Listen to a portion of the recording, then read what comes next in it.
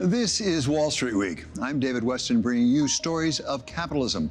Saudi Arabia's Vision 2030 project to reshape its economy has a deadline only 4 short years away. We go to the kingdom to see how it's coming on an important part of the plan, tourism. Plus, Israel's startup nation has been put to the test with the war in Gaza. Has the conflict slowed down the tech juggernaut or actually sped it up? And more people want to ski, but they need snow and access to big mountains. We explore the pluses and minuses of one possible solution, so-called big ski. But we start with the story of the week for the Federal Reserve, with Chair Jay Powell reacting forcefully to a grand jury subpoena looking into his testimony about renovations in the Fed's D.C. office building. The threat of criminal charges is a consequence of the Federal Reserve setting interest rates based on our best assessment of what will serve the public, rather than following the preferences of the president. Public service sometimes requires standing firm in the face of threats. I will continue to do the job the Senate confirmed me to do, with integrity and a commitment to serving the American people. Everyone from central bankers around the world to several Republican senators condemned the move, including senior Senate Banking Committee member Tom Tillis, who spoke with Bloomberg on Capitol Hill. If suddenly the threat of a lawsuit can take a chair out of play, how can anybody think that that's anything more than a de facto ending the independence of the Fed? And we all know what that does to markets worldwide. I will block any effort to name any member of the Fed board. Understood. Until this matter is resolved. To move on would almost validate that this is a way that you can actually get the Fed under heel. Bill Dudley is former president of the New York Fed and now a Bloomberg contributor. There was a lot of reaction to the news that there was a grand jury subpoena against the Federal Reserve and Chair Powell. A lot of reaction by politicians, by the news media. There wasn't as much reaction actually in the markets. So is one of them right and one of them wrong? Well, time will tell. But I think the market view is, look, they issued a subpoena. It's a long way from issuing a subpoena to actually having the grand jury indictment, a trial. and that's going to take so long. Powell is already no longer going to be chair. So I think the market view is this is sort of a lot of noise. So it may not have the effects in the real world, but Chair Powell, who had repeatedly just sloughed off criticism of the White House, had an entirely different reaction. It was a very, I thought, forceful statement that he taped. Oh, very much so. And the contrast was how he behaved previously, where he was basically, I'm not going to engage, I'm not going to engage. And this time he said, no, you crossed the line. You're accusing me of malfeasance, and I'm not going to take it. And so I think because he was so measured before, this made it even more effective. So you've been in the room, and whenever we ask somebody who's on the Fed, they say, oh, no, we pay no attention to politics at all. Absolutely not. It doesn't affect us. But you are human beings. I mean, it must play in the back of your mind somewhere, even if it's not discussed in the meeting. Look at the Federal Reserve transcripts of all the FOMC meetings released with a lag of 5 years, and you won't see any discussion about political considerations. So I think that's actually true. But you're certainly right in the sense that if the administration is putting tremendous pressure on the Fed to do something, that makes it a little bit more difficult for the Fed to deliver what the administration actually wants, because it creates the idea of are they doing it because they think this is appropriate for the economy, or are they caving to the administration's pressure? So I think that's why it's actually counterproductive what they're doing. I can imagine Powell thinking, should I do one more rate cut or not? Boy, now if I do a rate cut, it looks like I'm bending to this pressure. Maybe I better hold off. So it's actually making it more difficult for the Fed to cut rates, frankly. As you say, Chair Powell's term will be up in May. There will be a new Fed chair. How much difference will the chair make in himself? I think the chair is certainly important because, one, they control the agenda. The Board of Governors staff works mainly for the chairman. So that's a lot of authority. But at the end of the day, in terms of the votes on the Federal Open Market Committee, the chair only has one vote. And so I think the influence of the chair really depends in part on how credible that person is in terms of making the case for the monetary policy that he wants to see implemented. So if someone comes in and says we should cut 100 basis points and the economy doesn't suggest that that's appropriate, the committee is going to say, well, that's what you think, but we're going to dissent against that. And that's really, that would actually be quite bad for the chairman if the chairman sort of lost a vote to the rest of the committee. So I think there's quite a few guardrails there. I think the broader question is, can the Trump administration put enough loyalists into the Federal Reserve so it's not just the chairman, it's a majority of voting members of the Federal Open Market Committee. And that's why the Lisa Cook case is so important. Because if Lisa Cook can be dismissed for cause, well, then maybe other people can be dismissed for cause, and then you get a much more rapid turnover of the Board of Governors. Board of Governors had 7 votes on the FOMC. The presidents have 5. So if you could take over the Board of Governors, you could actually start to get the monetary policy you wanted. From the outside, the job of chair of the Federal Reserve looks pretty hard for anyone, anytime. Is President Trump making it harder for the next chair with what he's saying and doing, including his grand jury subpoena? Yeah, I think he is, because I think it's when the new chair comes in, people are going to be wondering, so are you President Trump's lackey, or are you going to be on the side of independent monetary policy based on what the economy calls for in terms of inflation and employment? What interest rate path should we follow? And so there's going to be a question about, are you supporting the idea of an independent central bank or not? And so the new incoming chair is caught in a very difficult place, frankly. I mean, it's almost like they're going to get someone mad at them if they side on the side of independence of monetary policy. Let's set the right monetary policy. That might run into conflict with the president. And obviously, if he tries to push the president's agenda and the FOMC thinks that's inappropriate, then he's going to get on the wrong side of the FOMC. So I wouldn't want to be the new chair, frankly.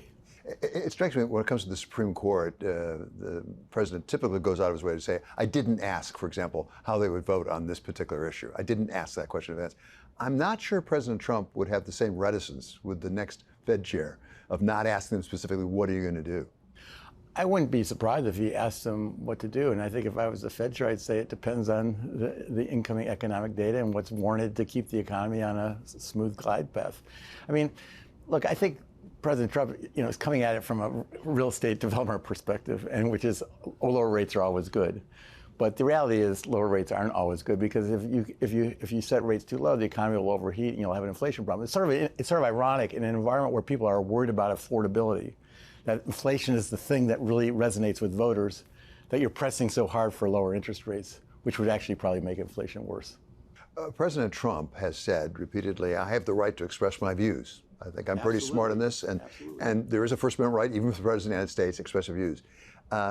Is there a point where that expression of views actually starts to do long-term damage to the institution? I think it depends on how you're expressing the point of view. You could say, my view is that the Federal Reserve should interest rates more. Fine, that's just an impression of view. Powell is an idiot. He better lower interest rates by 100 basis points or I'll fire him. That's a totally different expression of a point of view. One is saying what I think interest rates should be. The other is saying, not only is what do I think interest rates should be, this should be the consequence of my decision. So I think there are two different things. So I don't think anyone quarrels with the president having a view on interest rates. The latter is what the president has done. Yes. Which would imply there is some damage being done. How long lasting is that? I mean, there will be a new president at some point, and let's assume the new president comes in and says, no, I'm not going to criticize the Fed anymore. Does it restore the credibility, or is there lingering damage? I mean, I think it depends on how the Federal Reserve behaves over the next couple of years. If the Federal Reserve basically sticks to its knitting, conducts monetary policy in an independent way, keeps the economy on a smooth trajectory, no lasting damage. The President Trump was thwarted in his attempts to take over the Fed. But if President Trump is somehow successful in taking over the Fed and getting a very accommodative monetary policy as a consequence that's not appropriate for the economic outlook, then of course there'll be more lasting damage to the Fed. Take us inside the room when the FOMC meets, because historically it's sort of been like secret. We don't know what's going on. Well, you have the transcripts, and I think the transcripts are pretty accurate about what the meetings are like.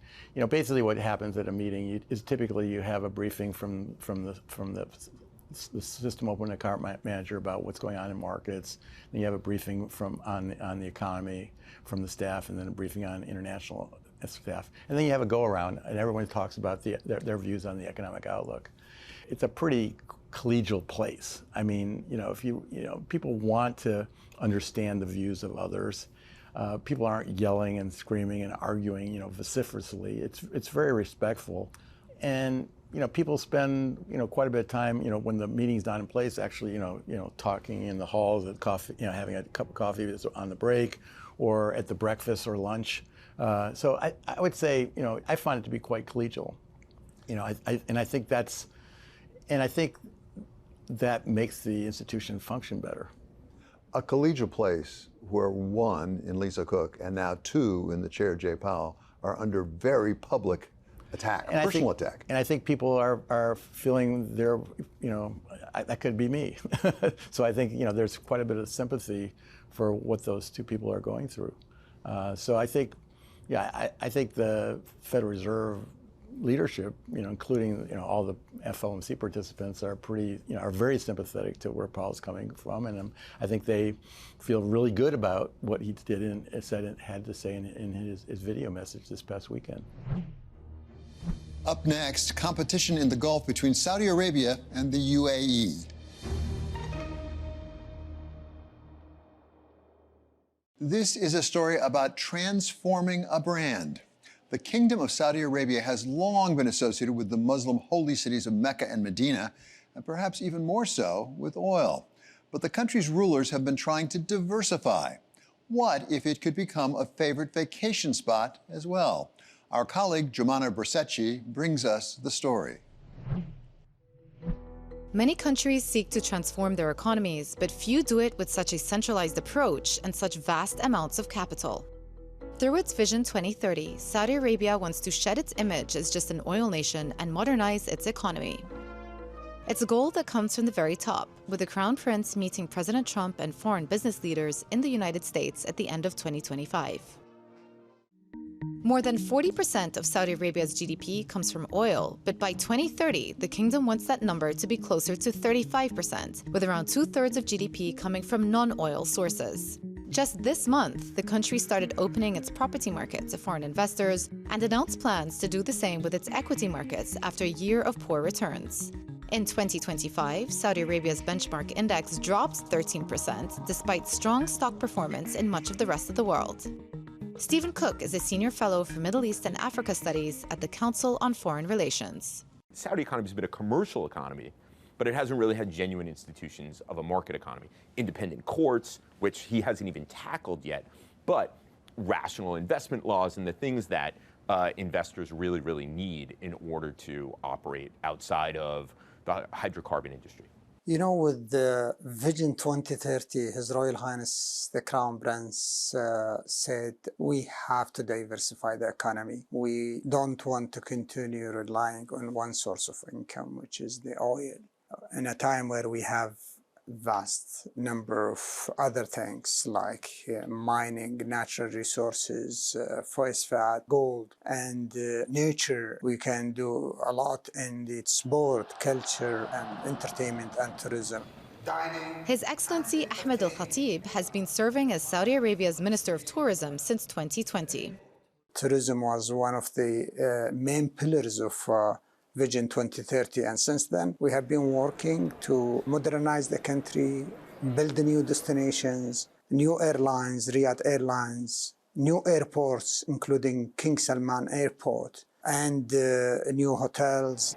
Leisure tourism might be relatively new to Saudi Arabia, but for centuries, millions of Muslims have come to Mecca and Medina for the Hajj religious pilgrimage. We are blessed to have the two holy cities. They used to represent 60% of our international arrivals back in 2019, and last year they dropped to 46%, and the leisure increased, and therefore we will continue pushing and promoting travel for leisure to Saudi Arabia, travel to enjoy your holidays in Saudi Arabia, and in the same time, the religious tourism will grow to a much bigger number than what we are having today.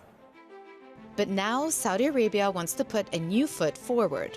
It might look like the Maldives, but that's the Shabara Resort, Saudi Arabia, on the Red Sea.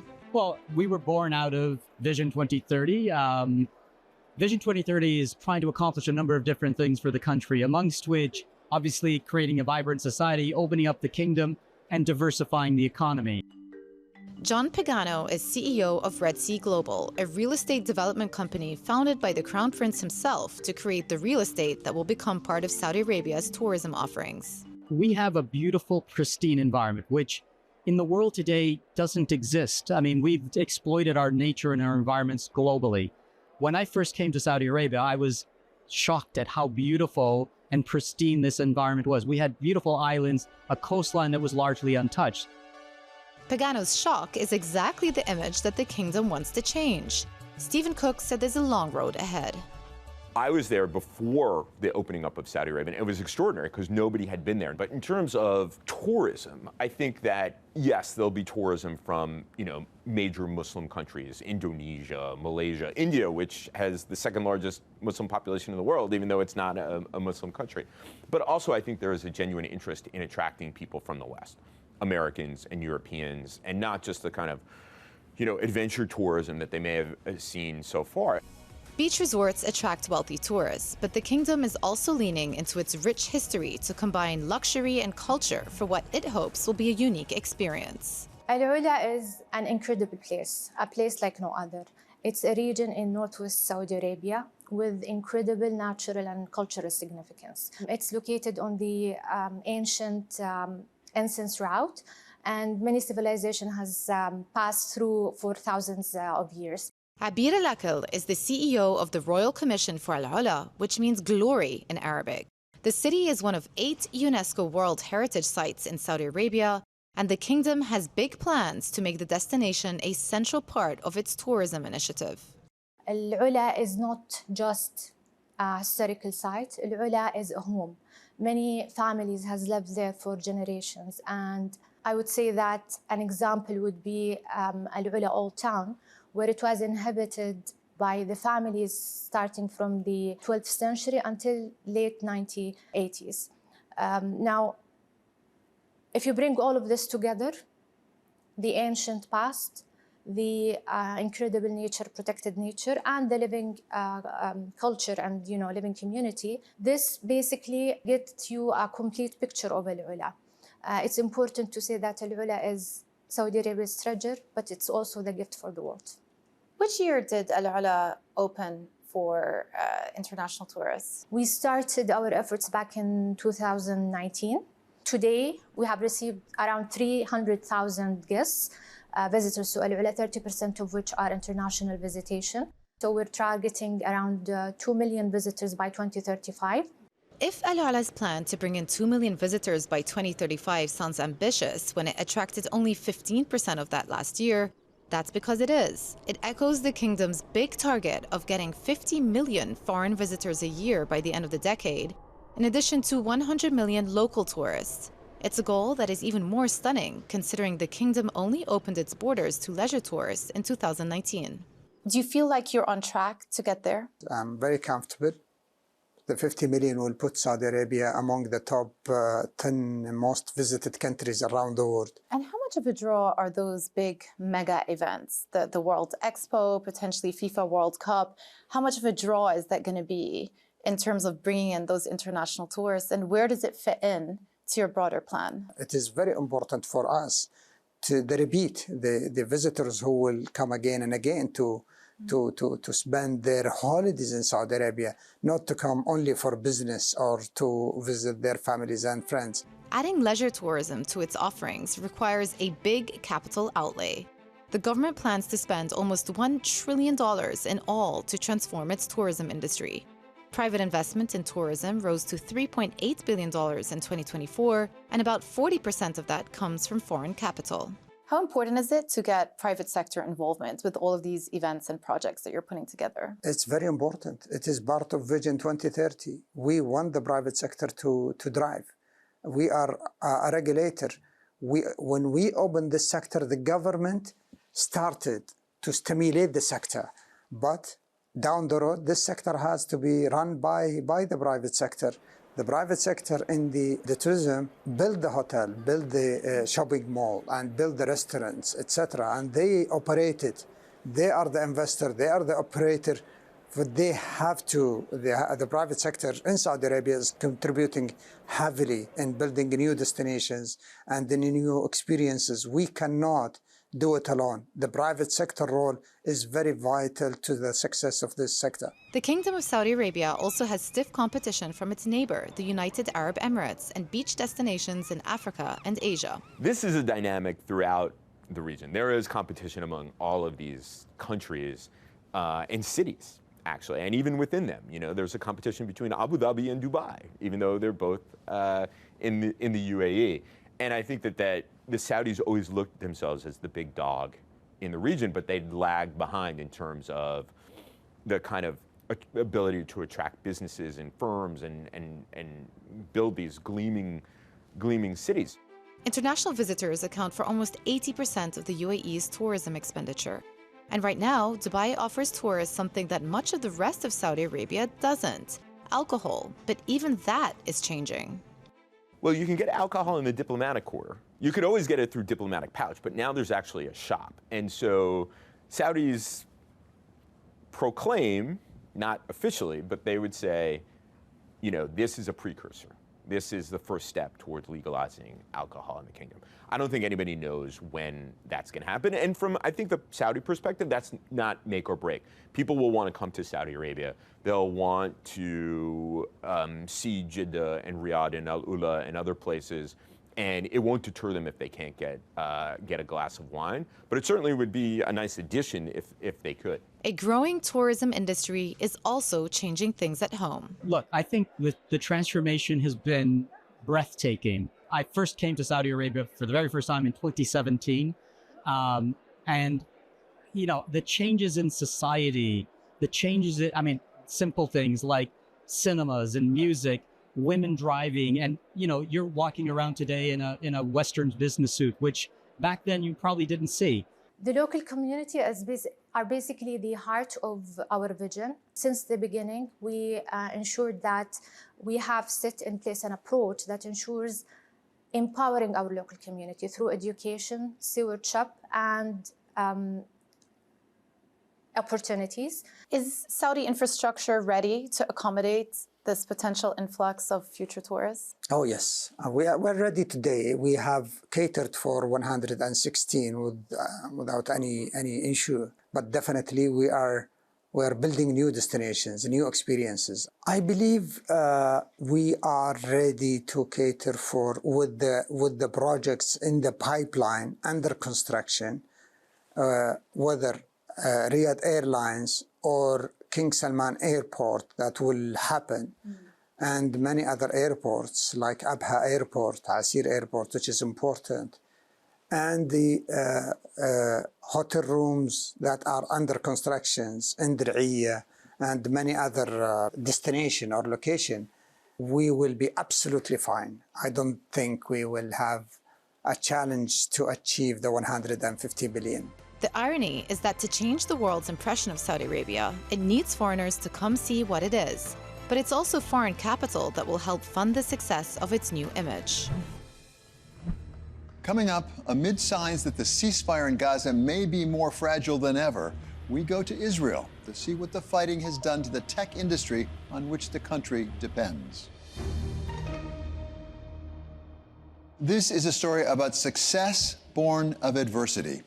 Israel is known as the startup nation because of all the successful tech companies it has hatched, accounting for more than 1/2 of the country's annual exports. There are more Israeli companies listed on the NASDAQ than any country in the world outside of China and the United States and maybe Japan. One might have thought that the Israeli tech juggernaut would slow down during the nation's war against Hamas.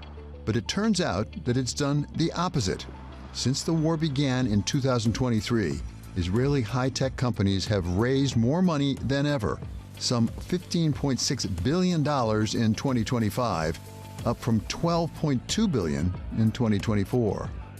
The entire tech sector, despite war, has actually grown considerably. Record number of exits this year. For instance, Google made its largest acquisition, not just of an Israeli company, but its largest private acquisition of any company in its history for over $30 billion, where it bought the cloud security company Wiz in the middle of this post-October 7th attack on Israel. Dan Senor is the author of Startup Nation and The Genius of Israel, and hosts the Call Me Back podcast. Israel's number of exits from the tech sector in 2025 will be about 300% higher than 2024. In the defense tech sector, which is an area of considerable growth, there were some fewer than 300 defense tech startups on October 6th, 2023. In terms of the number of startups, the amount of private funding coming into Israel, and then the number of exits, it's all kind of multiples higher than we've seen in a couple of years. Israel's tech sector has become one of the largest in the world, accounting for 17% of the country's GDP, compared to 13% for South Korea, 10% for the United States, and less than 5% for the EU. So for some time now, Israel has been punching above its weight, highest density of multinationals that have set up operations in Israel. Countries that don't set up R&D shops outside of the United States anywhere in the world, and they're setting them up, many tech companies in Israel. So for some time now, Israel has been what we call the startup nation, this innovation ecosystem that much of the world is depending on.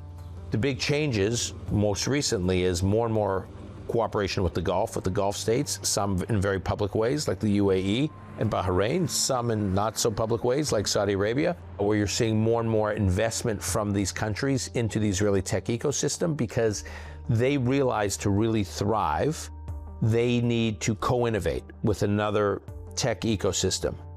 There's 450 multinationals that have set up shop in Israel. So when you talk about the maturity, it's not just the companies, it's the overall ecosystem has become so powerful because we've all been working together and figuring out how to develop things that benefit Israel and the world through this ecosystem.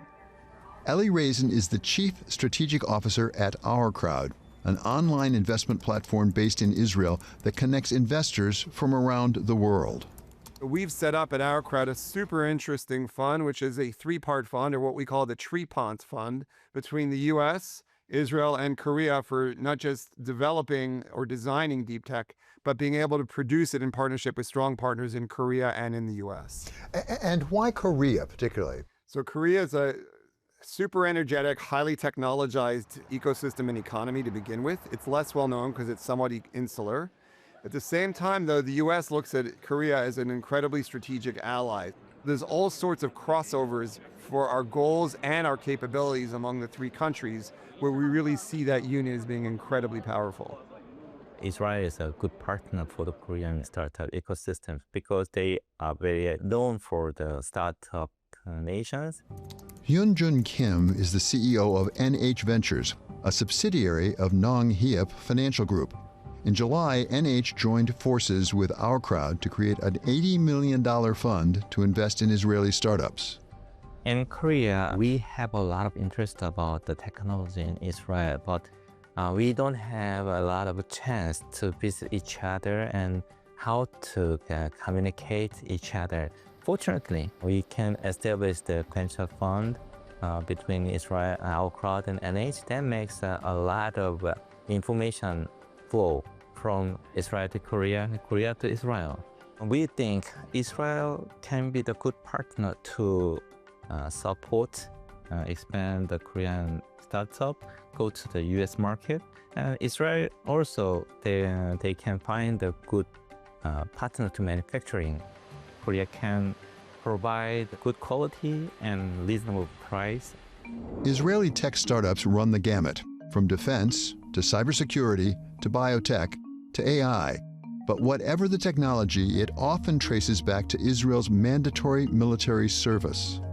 The military is sort of a bedrock of all Israeli innovation because of a couple of things. One is there are many really fascinating technologies that are both defense in nature, but also civilian in nature that are brought up through the military. And the other, less spoken about, but highly impactful, is the incredible development of leadership and teamwork that happens in the military. And those teams and those leaders transition into roles leading civilian companies. We invest in defense companies, certainly, and cyber, but most of our investments are not. Most of our investments are in things that are commercial or civilian use. Has that line between civilian and defense become blurred as we talk about dual use? Absolutely. So we see that all the time now, both because some inventions are inherently dual use and because many of the entrepreneurs are seeing a real opportunity now to serve the incredibly impactful defense needs that are experienced not only in Israel, but all around the world for the reasons that we all understand. So perhaps it should come as no surprise that the onset of the war also opened a new front for startup technologies, including those that may have been developed for civilian or dual use. From day one, we wanted to bring innovation to the battery sector, the battery industry. We wanted to integrate our technology into every battery in the world. That's still our vision. But I think the vision is now even bigger as we see the potential in other markets. Ideonics CEO Moshiel Biton saw a clear potential for growth for his battery parts company once the Israel-Hamas war started. It's not where we wanted to deploy our technology, or if you'll ask me what were our vision or dream, is not to be on the defense sector. But we understand now that this is also on obligations, this is our service. That's one of the things that actually shifted and changed during October 7. War is never a good thing, and the Israel-Hamas war has been particularly horrific, starting with the attacks on Israeli civilians and followed by the devastation of much of Gaza. Most of the investors, they were empathy and lots of supports and asked how we actually manage, and when we ask if we need anything.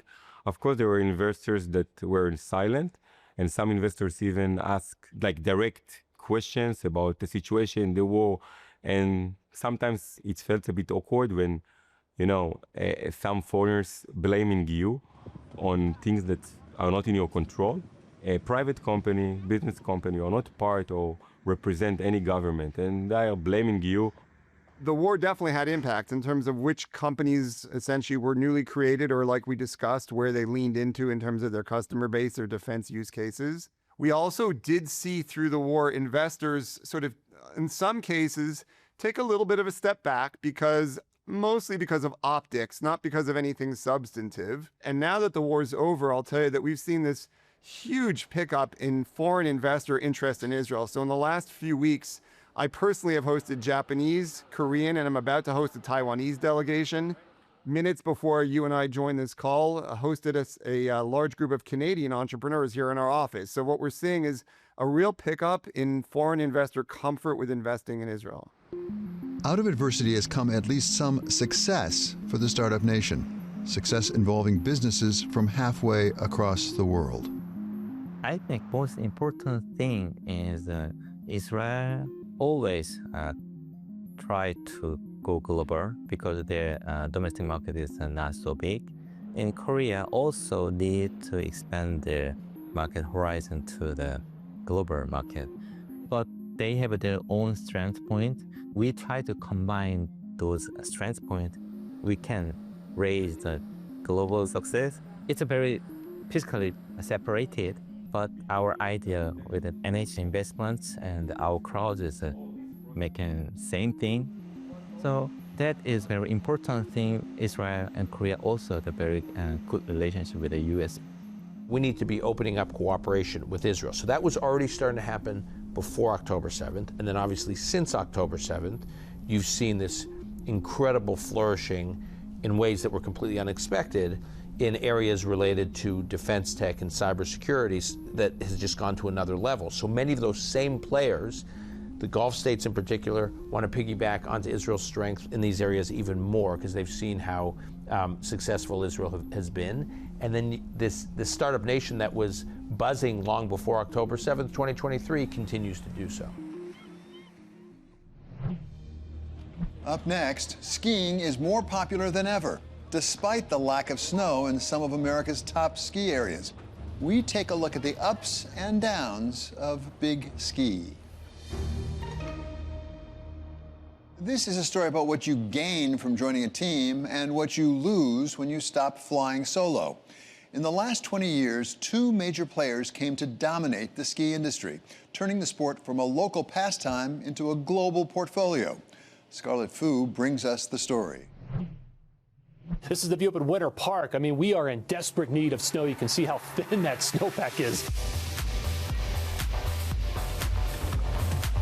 In the past year, skiers have dealt with record high prices, record low snow, and disruption on the slopes caused by strikes. Despite the challenges, the industry is booming, with the number of skiers rising almost 17% from 2016.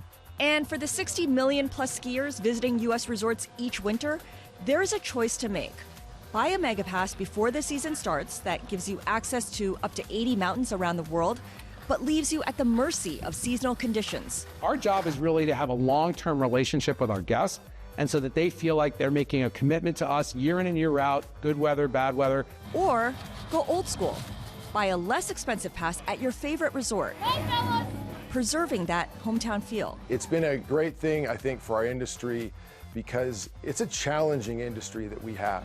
Ski mountains have to make a similar decision. Are they in with the Megapass or are they out? The one thing that hasn't changed is you get people to come here, they get out on the hill, they go skiing, they have a great time, and they want to come back.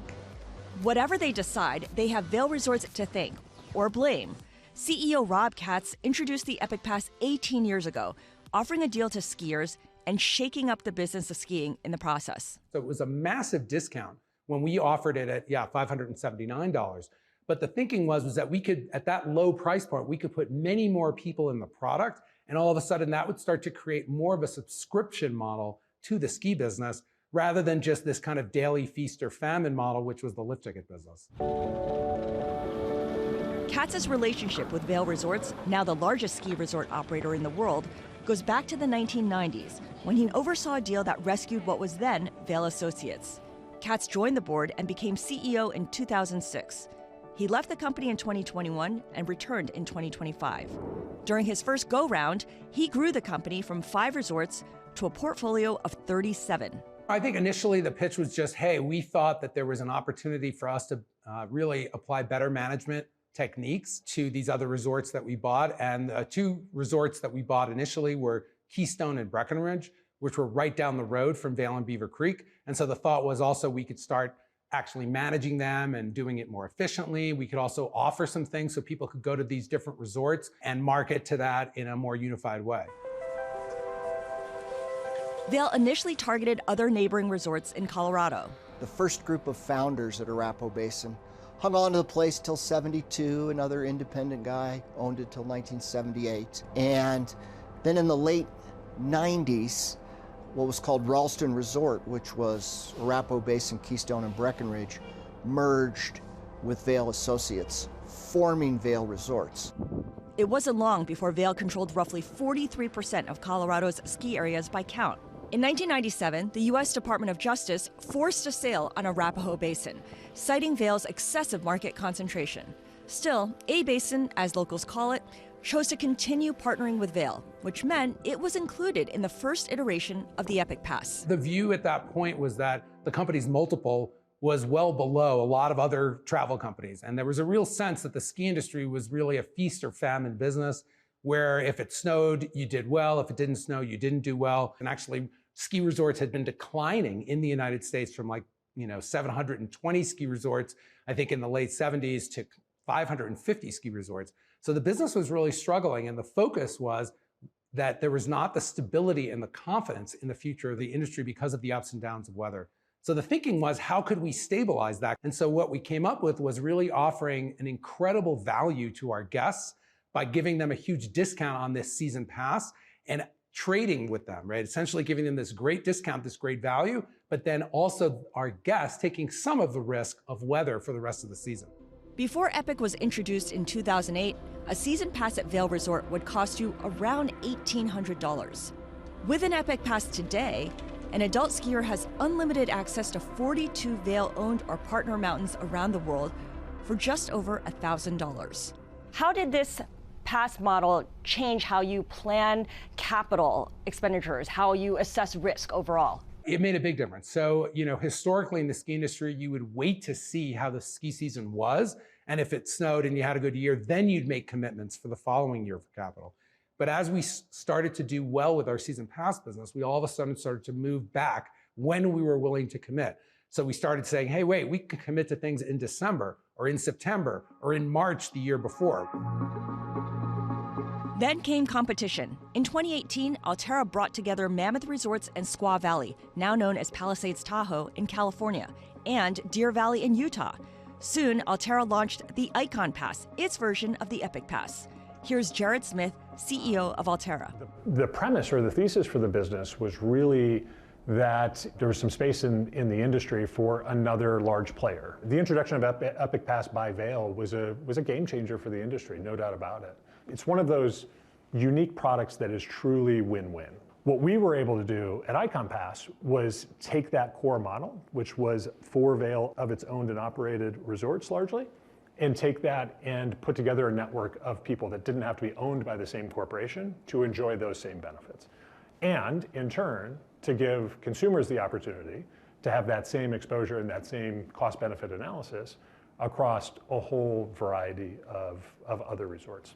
The two dominant megapasses ushered in a new demographic of skiers. The new Megapass is really what it did initially was drive the prices down. It's just that there are ski areas out there are companies out there that do want to drive guests to that mega resort pass or that multi-resort pass, and in doing so, they're trying to entice you with that great price point. It's kind of a membership, right? So I think people historically said the only kind of person who could buy a season pass has to be a local. So the fact that we made the product price competitive for the destination skier, somebody coming from New York or Florida or Texas, all of a sudden they started to feel like they were a local as well. For resorts, climate unpredictability reinforced the case for the Megapass, as the industry depends more heavily on capital-intensive snowmaking equipment. As we started to acquire resorts in different regions, all of a sudden the pass provided access to different regions who all have different weather patterns. And so that made the pass even more attractive. Where we're able to make some of the investment in the physical plants here, combined with the technology advancements that you've seen in the quality of things like snowmaking, which uses less energy and uses less water to produce actually more yield and what we're able to put on the hill. But as demand for the Epic Pass grew, it became kind of a victim of its own success. 2 seasons ago, Vail sold a record number of passes. It's too early to tally up this season's pass sales, but Vail said the total number of skiers is down 20% from the same time last year. The locals don't love the whole Epic situation because of the crowds, because of the prices, because of the concentration on just finances and money. I think there's no doubt that anytime you make something more accessible and more affordable, there's an opportunity that you have too much of a good thing, right? And you have some people who come, or lots of people who come as a result of that affordability, and they want to come at the peak times. So I think there are lots of examples in the ski industry of peak windows on high holidays with great snow conditions where lots of people want to come out and do the thing that they love that can lead to longer lines. In 2019, A-Basin ended its partnership with Vail, cutting off ties with the Epic Pass. Arapahoe Basin opened early. It was one of the first resorts in the country, and the concept of ski resorts was very different back then. How's the skiing? Alan Hensroth is president and COO of A-Basin. By 2019, 2018, we felt we could really do this better not being part of Vail. Vail was a great company for us in a lot of ways, but we kind of outgrown that and we're looking for something different. We just thought we needed more control over our passes, more control of people coming here, more control of the actual experience that all our guests were having. And Vail was such a big, successful company, they brought really more people here than we could handle at one time. So we made a change in our pass relationships. In 2024, A-Basin completed its journey from being an independent resort to a partner of Vail, to independent again, to now a partner of Alterra. For a ski area that's passed through the hands of companies big and small, A-Basin is hoping for the best of both worlds, an independent feel on a Megapass. Of course, when the sale went down, and it was almost a year leading to the closing of the sale, people were concerned. But as last year went on, and they realized we weren't turning into a bunch of monsters, I think more and more people are accepting that A-Basin's going to be okay. and we're going to do just fine. You know, the one thing about being part of a family of more resorts is, you know, there are some people that are committed skiers and they want to buy a season pass to one place and they're satisfied with that. But I think there's another group of people that like some diversity. They want to try different resorts. They want to ski at different resorts. They want to have choices. And, you know, when we decided to leave Vail, we could have been independent, but we thought people really wanted choices. And we thought we'd have the best future when there were opportunities for people to take advantage of those choices. Today, you know, we have, I think it's roughly 2/3 of our resorts fall into that independent category. Like last year, independent resorts did see an uptick in visitation, which was great to see. And we saw a little bit of a decline in some of our large or extra large resorts. You know, it's just the way the pendulum swings, is that if you're not happy in one aspect of the sport, maybe you're going to go find something a little bit different. While A-Basin joins a new team and navigates another chapter, there's still the choice to ski the old-fashioned way at smaller, independent resorts like Mad River Glen in Waitsfield, Vermont, which runs on a skier-owned co-op model and is the last remaining slope in the continental U.S. to operate a single chairlift. We really are known for our black trails. Matt Lillard is the general manager. The co-op has 3,000 shares, but there can only be 2,500 owners of those shares. So everybody that has a share gets a vote. You can only own a maximum of 4 shares, but that's still only 1 vote. So that's one of the key things about a cooperative is you can't have somebody come in, buy up a bunch of shares and have an outweighted say like you would a normal corporation. What problems did the co-op ownership structure solve that traditional ownership did not? I think what it did is it was able to pool the passion that the skiers have for the mountain into an entity that can take care of it. So it enabled those people to have a say in what was going on here and support it both financially and with their visits. The shareholders have a bigger say in a cooperative than they will, you know, at a publicly traded place like Vail Resorts or something private like Alterra. So they get to say that we want low skier density, and that's one of their primary goals. It's written into the bylaws, it's written into the articles of incorporation. And so that's basically saying that when you're on the mountain, they don't want it to be crowded. They want to be able to ski, they don't want people whizzing by them. He says the co-op sold out of shares this year, even if that means bringing skiers up 1 chair at a time. So I sit down? Yep, so you'll sit down, and then once you get going, you'll close the safety bar. And that's it? That's it. Oh. Up next, competition in the Gulf between Saudi Arabia and the UAE. When Crown Prince Mohammed bin Salman came to Washington late last year, he was competing for time, attention, and for capital. And one of his main competitors is his neighbor, the UAE. Messalina's Deborah Lair has seen the race from the inside. Give us a sense of where we are in that competition between the UAE and Saudi Arabia.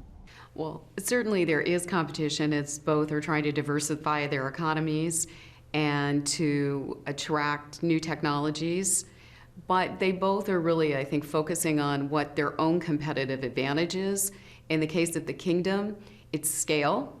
They have a large land mass, a larger population. When it comes to the UAE, they're more agile. They have a more mature economy. They're much more integrated into the global system. But really, there's room for both of them. There's plenty of room in the Middle East, and increased competition results in better standards, better services, and I think increased opportunities for both of them. Is the UAE ahead, or is it just not on the same track? It's interesting. It just depends on how you measure it. Certainly, the kingdom is a maturing economy, where the UAE is a matured economy, but they are going to be competitors when it comes to technology and who can attract more. For the kingdom, they have the landmass to be able to put in place a lot of the AI infrastructure that's necessary for technological growth. But for the UAE, they're much more integrated and sophisticated when it comes to the financial system and financial networks. So there's room for them to be competitive, but also to have their own competitive advantage in different sectors. When it comes to technology, there's a big rivalry going on globally between the United States and China on standards, on technology, on chips, on all sorts of things. Does Saudi Arabia, does the UAE have to make a choice between U.S. and China? Well, for both Saudi Arabia and the UAE, China is their largest trading partner, and not just by a small amount, by a significant amount. But I would argue that the United States is probably a more strategic partner for both of them, and they have to make a decision when it comes to technology of what they want their infrastructure to be based on. For the U.S., it's not just about technological competition, it's also about national security. And there will be concerns given the relationships that Saudi Arabia and the UAE have with China if the United States is going to approve sending of our latest semiconductors, our latest other kinds of technology, like concerns have been voiced over the sale of the F-35, that China might get access to some of the stealth technologies. We would want to know that if we're going to provide those kinds of technologies to the kingdom and to the UAE, that they're going to put the appropriate safeguards in place to protect them. What about the geopolitics of the area? I mean, we had the Abraham Accords. It doesn't look like we're going to have an equivalent with Saudi Arabia anytime soon. President Trump hopes it will happen sooner or later. But how stable are the geopolitics of the area in terms of investment? Well, certainly the kingdom's in a tough neighborhood. There's no question about that. But so far, there's been stability, and certainly as they look ahead, they're hoping that one of their selling points is going to be government stability in Saudi Arabia, and they're trying to position themselves as one of the geopolitical leaders, not just in the region, but globally. For investment, then, part of what they have to do is work out some of the issues with their neighbors. And certainly it's not going to be on this trip that we see some big announcements on that. But hopefully what we see are steps that lead towards resolution of some of the big conflicts that they're facing in the region. They have to worry about the relationship that they have ongoing with Iran. There are concerns about what's happening in Sudan.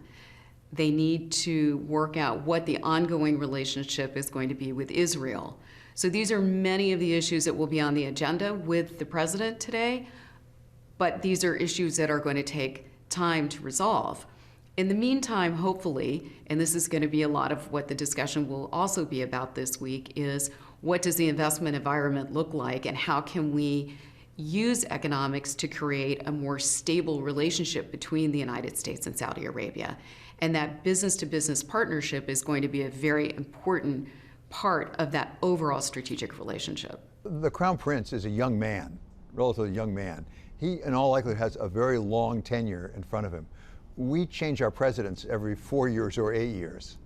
President Trump seems to be a pretty good president for Saudi Arabia right now, but how do they plan out their future when there may be changes coming in policy down the road? Well, I thought the Crown Prince was very diplomatic in his discussions with President Trump today at the White House, and he was talking about Saudi Arabia needing to get along with all administrations, and that's going to be a critical part of his path and his mission as he looks ahead to a very long reign and having to work through many different presidents. But certainly President Trump has gotten the bilateral relationship back on track. The Crown Prince, as you say, set out a very ambitious agenda for 2030. Do they have enough of a track record yet to know whether they're on track for where they need to get to? You're right, 2030 really was sort of an all-of-nation transformation plan. And looking at some of the early results, you can see that they're making progress. It may not be across every one of the metrics, but if you take one of the really important ones, women in the workplace, they're already way ahead of schedule. They had planned by 2030 to have 30% of the workforce be female. They've already hit that target, and they're much likely to be on track to closer to 50% by 2030. You mentioned women in the workplace. What about women just in society? There was a time not too long ago that I think a lot of Western women were reluctant to go to the kingdom because of head coverings, because of various restrictions they may understand, may not understand. How much of that has changed? It really is very interesting, because when I first went to the kingdom about 10 years ago, you're right, we had to wear an arabia and to cover our heads. And today, we can wear any of our Western clothes. Of course, we're usually respectful of their customs, but it's not a requirement for any foreign woman.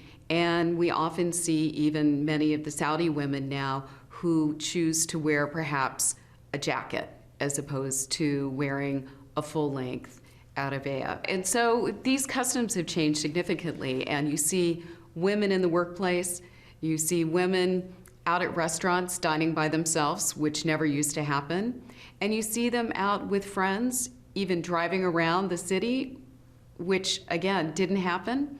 And so there's been significant change. In some areas there can be more, certainly, but it does seem to be on the right track. If I'm a Western investor and I'm interested in investing in Saudi Arabia, what are the best real estate prospects for me? Where should I be looking? There are huge opportunities still in building homes in some of the major cities. There isn't enough housing there. There's requirements too for commercial office space. The cities are just growing so quickly, and there's such demand that just supply can't keep up with demand. And it's not just real estate, it's looking at everything that a consumer is going to want. So there are opportunities around retail, opportunities around wellness that are growing. As I mentioned earlier, tourism is growing very rapidly, and there's a big push to encourage more people to come visit the kingdom. It was closed for so long that there's really a curiosity about being there. And the kingdom wants to make sure that that experience isn't just a one-time visit, but they're creating the whole infrastructure that it will be a destination over time, that people are going for, whether it's their heritage tourism, sports tourism as they build out the sports infrastructure and try to become a sports capital in the region, but also medical tourism and many other types. That does it for us here at Wall Street Week. I'm David Weston. See you next week for more stories of capitalism.